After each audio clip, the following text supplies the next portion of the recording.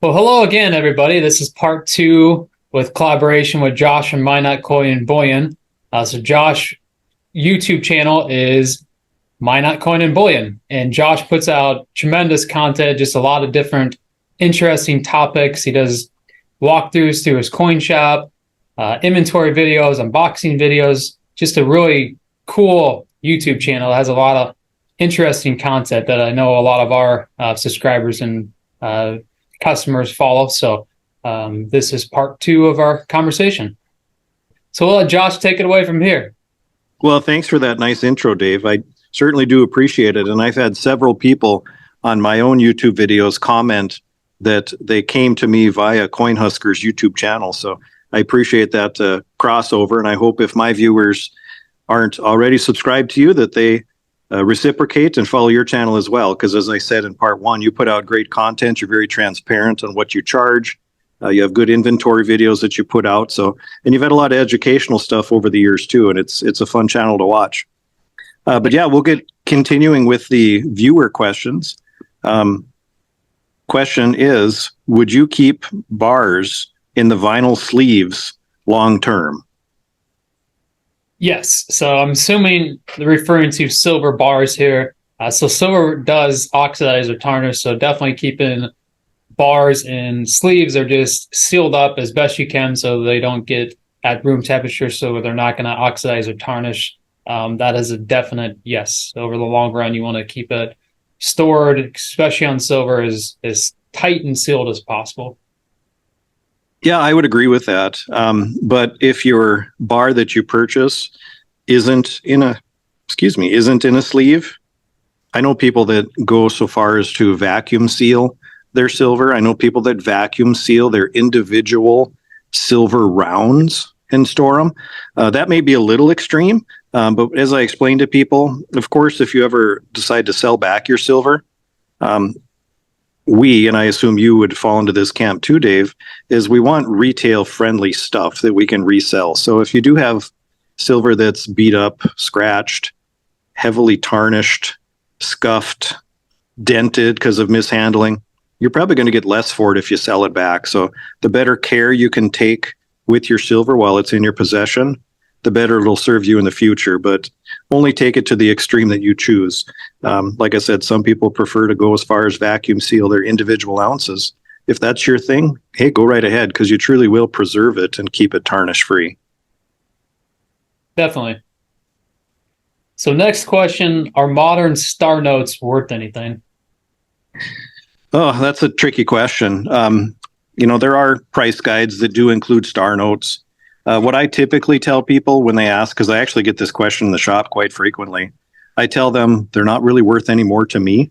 I'm not going to pay a premium to buy them across the counter because I truly don't have a market. I don't have people asking me to purchase star notes. But just from my own research, modern star notes, that can mean different things to different people. But to me, modern in terms of currency is probably anything from 1960s forward. Are they worth anything? Sure, they're worth at least face value. But I've seen them go in auction settings for 10 to 40% over face value. Sometimes even more if it's a low serial number or a unique serial number like a radar note or a ladder note. So it just really depends. But if it's just strictly a star note with nothing flashy about the serial number, yeah, it's worth more than face value to somebody. Albeit, I think it's a pretty small market. At least that's my own personal experience. How about you, Dave? Yeah, it's extremely small market. You got to find the right person for that, and that's something where if you got the right knowledge, you can and outlets for it that you can do well. But personally, I don't. I'm like you. We don't have a market for them and don't buy them. So I don't have anything else to add on that question. I think you put it. Well, heck, that makes it pretty easy. Thank you. Yeah. So the next viewer question we have, and this is up to interpretation, so I'll let you interpret this how it was worded, but are silver dollars worth purchasing, or are 1 ounce silver rounds a better deal? So I guess the first question is, what do they mean by silver dollars? Yeah, that's and what do they mean by a better deal? So I'll let you interpret how you want, and you can answer. Okay, so we'll go both ways. So Morgan and Peace dollars, yes, as you mentioned, Carson City's doubled in a short amount of time. I've seen MS64 plus higher end dollars that have done really well in a short period of time. So if you're looking at Morgan and Peace dollars, there's even earlier this year, they did very well. They've come back down quite a bit now. And then obviously we saw Silver Eagles, the premiums go as high as wholesale at $16 retail. We saw those going for well over $40. So yes, dollars, Morgan Peace dollars, or Silver Eagle dollars have done extremely well. Just again, time and a place. But if you're looking at a long haul, there's periods that silver rounds are going to be a better deal. So right now, with Eagles coming down to a little bit over $4+ or on a retail side, let's just say $5, is that a better deal than buying rounds at $2.50? That is up for that's a personal choice. That really comes down to your own personal need and goal. But I think with the $2.50 difference right now, Eagles are becoming attractive. But it's still, if you look at from a value aspect, silver rounds are a better deal if you just want more silver. Obviously, we look at it back in March, silver rounds were a much better deal than Silver Eagles or Morgan and Peace dollars. The Morgan and Peace dollars and Silver Eagle premiums, obviously got absurd. So you would have been much better off just buying silver rounds. So that question comes down to timing. So you really have to have the right timing to know what's a better deal. So you do have to have some knowledge to understand where the market's at that whatever point in time you're buying to understand if it's a better deal. So if you look at over the long run, I would say buying silver rounds if you just want to get more silver over the last decades would probably be a little bit better deal. Just Silver Eagle premiums and Morgan Peace dollars seem to fluctuate, obviously, because they're more supply and demand factors and dealing with the mints, where if over a long term, if you had asked, if somebody asked my opinion, I would, and based on facts too, I would say silver rounds over the long haul would be a better deal. But in short times, you can do very well with buying silver dollars versus rounds. Right. Yeah, I think you covered a lot of the angles there. The only thing I'll add to that is, well, first, I appreciate that you said timing matters, because it absolutely does. Because I get this question in the shop a lot too. And I'm going to interpret this question that they meant American Silver Eagles being the silver dollars. People ask me, what's a better buy? Do I buy Eagles or do I buy rounds? Well, as you pointed out, the timing absolutely matters, because there was opportunities to buy. You could have got 4 rounds for the price of 3 Silver Eagles. So, well, do you want 4 ounces of silver or 3 ounces for your $100? Well, when I put it that way to people, they went and bought rounds because you could get an extra ounce for the same price. But in terms of, or one thing to consider, I guess, is what I always tell people. You can look at it one of 2 ways, or you should look at it in both of these ways, actually, where you can purchase silver rounds today at a cheaper rate than Eagles, right? So you're going to pay less today, but you have the prospect, if you sell back, that you're going to get less tomorrow. Because unless something crazy happens, the buyback price on a silver round is always going to be much cheaper than a Silver Eagle. Or do you want to pay more today with the prospect of getting back more tomorrow on the sell back? So granted, that's kind of a gamble, because timing, as you pointed out, matters. There's going to be times where premiums are maybe only a couple dollars different between Eagles and rounds. There's going to be other times in the recent history, like you said in March, premiums were $10, $11, $12 different between an Eagle and a silver round. So look at it that way. Do you want to pay less today to get potentially less tomorrow? Or do you pay a little more today to get a little more tomorrow? And unless there's wacky movements in premiums like we have had in the recent time, it's not going to matter, because it's going to kind of be a wash. So whatever you think is a more attractive buy at the time is what I think you should buy. So hopefully that answers that viewer's question. Yeah, great answer. So next question, I thought this was a good one. This is from a friend. he asked, "What's the pros and cons of having a brick and mortar coin shop? So having a physical store versus the pros and cons of doing it like what we do by appointment. So pros and cons versus having a physical store versus going by appointment in a small office." Well, I've actually done both. I started out very small. I'm still very small, but I started out where I only did appointment. And then as I grew and the demand in my market grew, it required more time of me. So now it's basically my part-time job has become a full-time job for me. So I've kind of seen both sides of it, where I do have a brick and mortar now, where before I just did appointment and would literally meet people in my Burger King restaurants to do business. So, but now that I have a dedicated coin shop, I think one of the big advantages is walk-in traffic.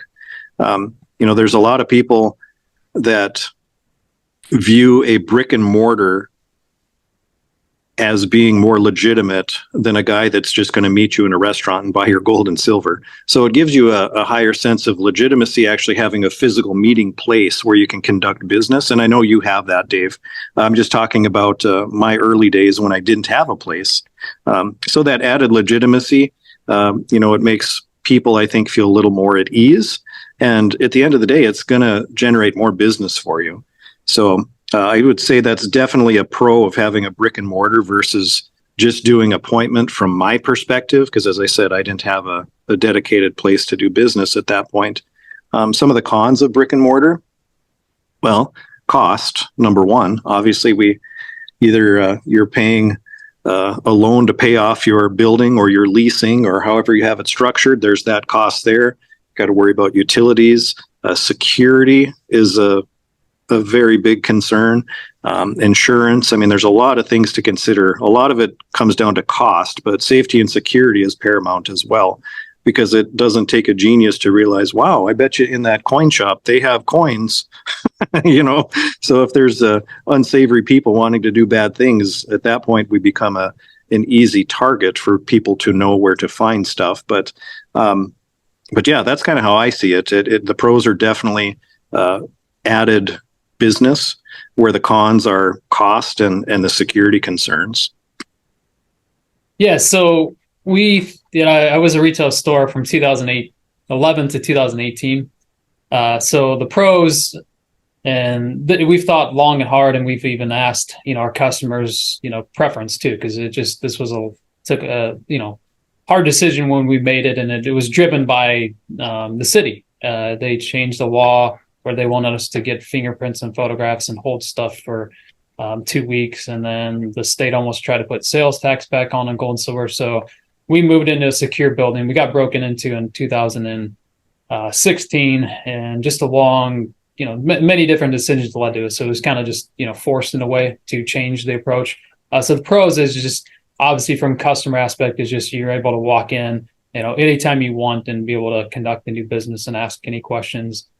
And then, you can come in and see product, and, obviously have that personal relationship, and go in to be able to talk. But we've seen more pros to going by appointment, because we're able to put out and show more product than what we would if we just had the retail location. Time wise, we're just so much more efficient. Everybody's most valuable commodity is time. So we're maximizing time. It's all productive business. Business is all about results. I was looking back at our 2018 numbers versus our numbers even right now at this point in time, and we've almost done 6 times more business this year than 2018. Granted, the market. Wow! Congratulations. Yeah, thank you. But every single year with appointment, we've been able to grow, because I'm able to just use my time. I wouldn't have, we had the store. Obviously, you mentioned cost, but I figured when we first moved here, I was automatically saving $50,000 plus a year in cost. Just to give an example, like my sign to be in business was more almost a year's worth of rent than the little office that I initially moved into, where we're at. So just, from every single aspect, safety, security, that's number one. It's the pros by having this approach. It's far more safety and secure. And then privacy. We had, I would take people in the back room when we had the store. So I'm like, why not have this approach if we're already taking people, because they don't want anybody knowing their business? So that's been a huge pro, is especially in a bigger city, people just don't want to be flashing money, and we've got a lot more women that come in now because they don't want to go in to big storefront that has a big sign advertising gold and silver. So we've had a lot, surprisingly, a lot more women that have come in with this appointment approach just because of the privacy and comfortability. I would say a lot more people feel more comfortable with this approach, and then we've got that comment right away. The only thing is that we're a little bit harder to find because we're in a secure building, and being in business, everybody has to know you exist to even do business.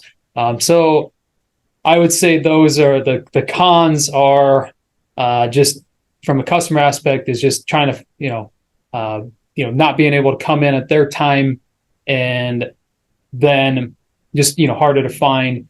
But I would say overall the pros outweigh the cons from what we've got back from feedback from people so far. Yeah, well, definitely sounds like it. And at the end of the day, the numbers don't lie, and it sounds like it's been a good decision for your business. Definitely. Yep. So I broke this last question. There were 3 separate questions, so I thought we could alternate these last 3.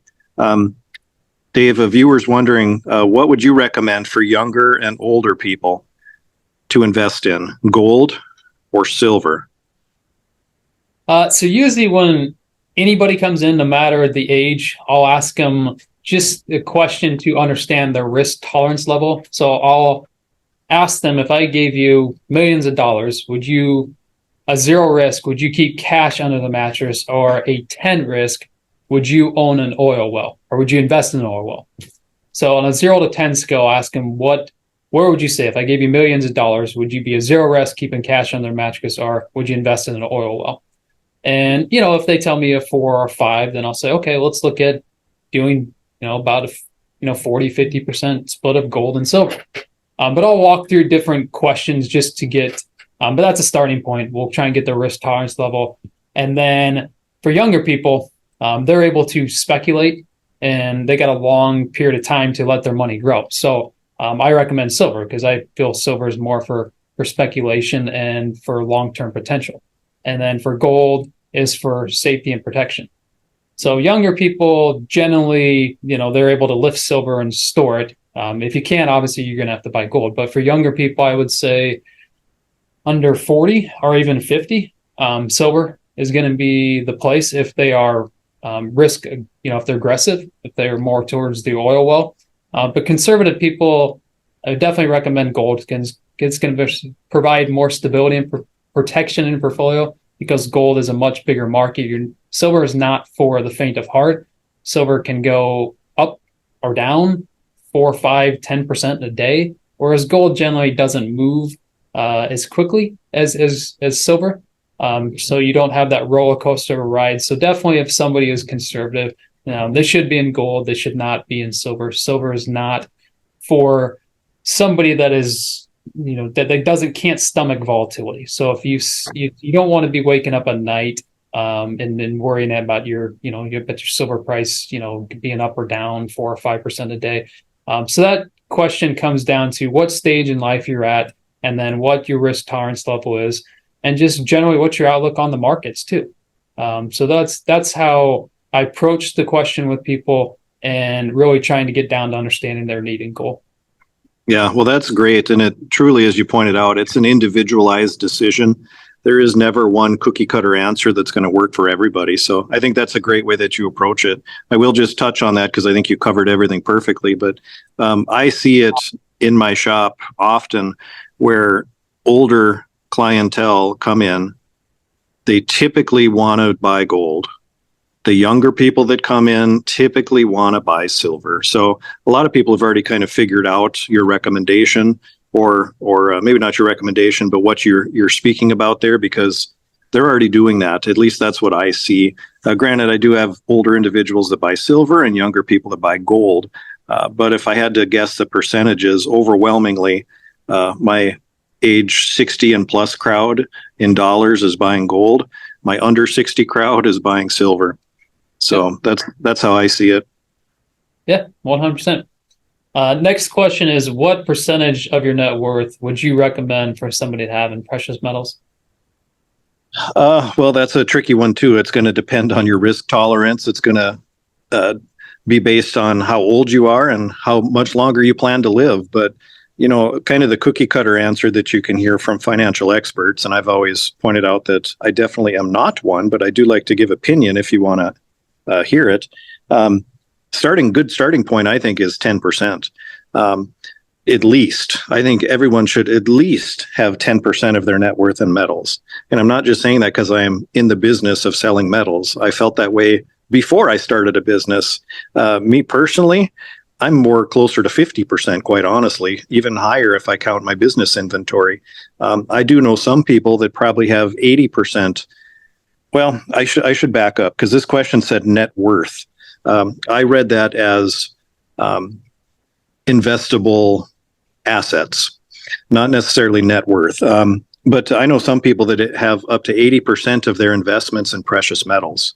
So that's a very, very high number. Would I recommend that for everybody? No, because everybody has different goals, as I said. But I do truly believe nobody should go all in 100% into metal. Diversification is very important. There's going to be times where metals are going to perform well. There's going to be times they perform poorly, and that there's other assets that would do better. So no matter what you decide for you personally, I would say at a minimum 10%, and just go up from there based on your comfort level. Yeah. What's your take on that, Dave?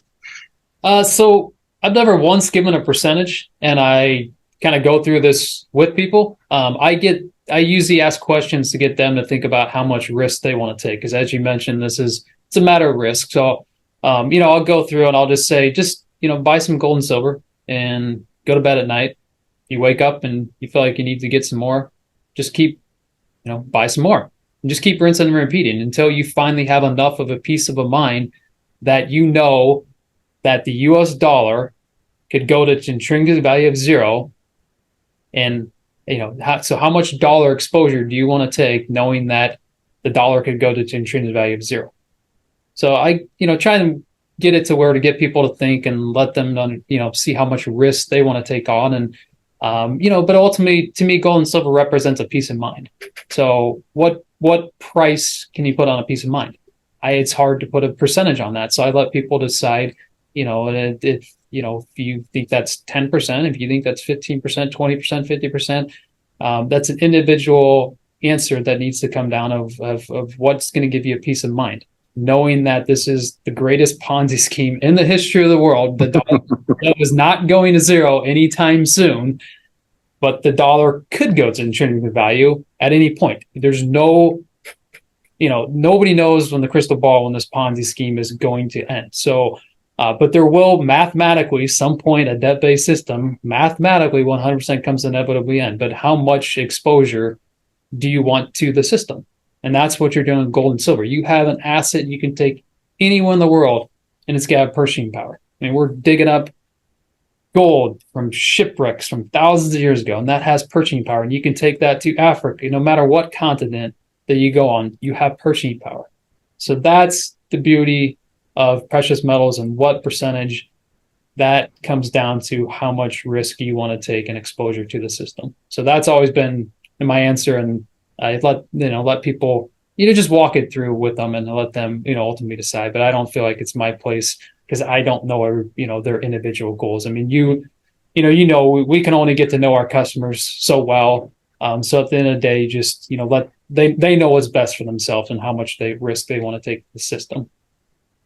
Yeah. Well, Dave, that was an amazing response and very eloquently put. So thank you for that. I'm sure your customers appreciate you kind of putting the burden, for lack of a better word, on them to make that decision and get them thinking. And I like how you approach that. That's very good. Thank you so much. Yeah, you bet. The final viewer question, I'll back up here. So our final viewer question, I'll answer this one first, is gold and silver, which has the best track record for someone wanting to make money? Well, of course, that's probably the most important thing on a lot of people's minds is, how's it going to make me money? What kind of return am I going to see on it? That's a very loaded question.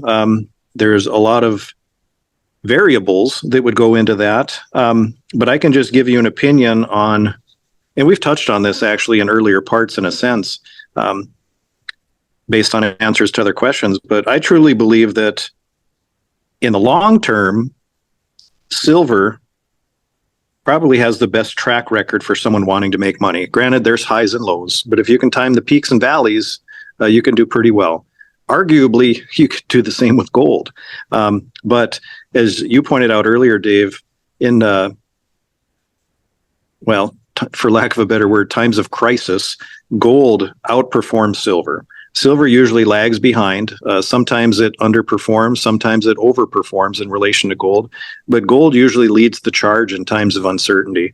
So if making money, is your number one goal for buying metal, maybe you should buy gold because you'll be able to more easily tell when gold breaks out, and it'll take a whole lot less for gold to jump $100 than for silver to jump $10.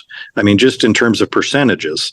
So, if you're looking to make a quick buck, gold's probably for you, but I'm still putting my bets and my personal investments into silver right now because of what we touched on in part one, the gold to silver ratios, where they're still high, historically high, as Dave pointed out, almost double of what they've been on average over the last 100 years.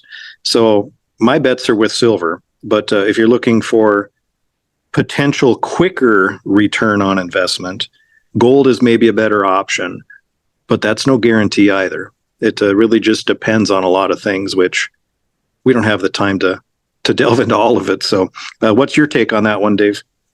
Well, buying precious metals to make money, I would definitely encourage anybody to look at metals as, gold's money and in wealth insurance.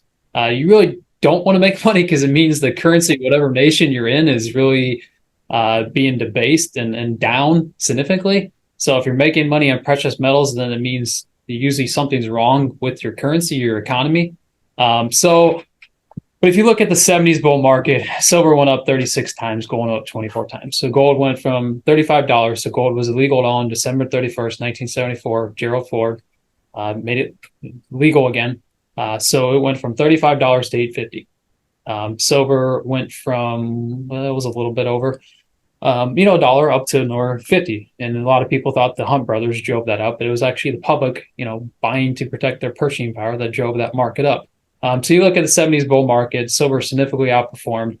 And then we had a period where interest rates declined from, really 1981 until, let's just go up to 2008. So during that period, you would have been better off in gold if you look at the track record. So even though gold, significantly went down from, the peak in 1980 from 850 to we hit a low of 250 back in 99 year 2000. So you look at U.S. history, that's where it comes down to knowing economics, to what's going to be the best to make money.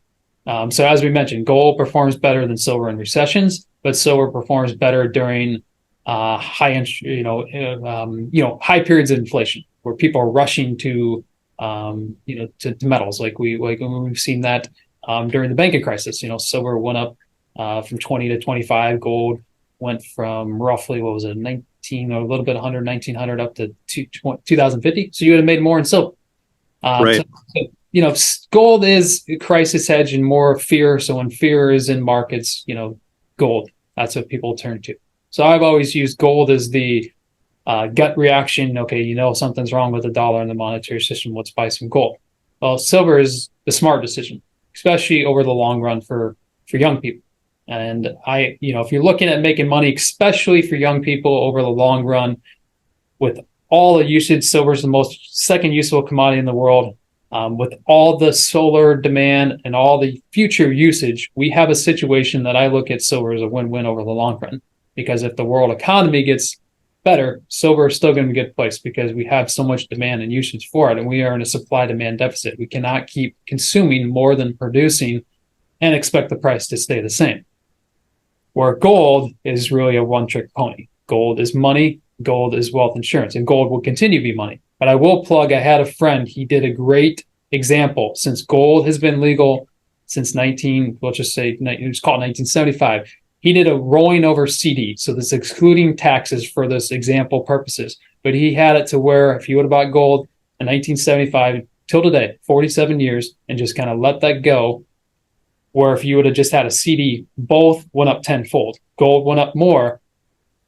But you just to point the example, that's gold is a wonderful store of value over a long period of time. So it comes down to making money.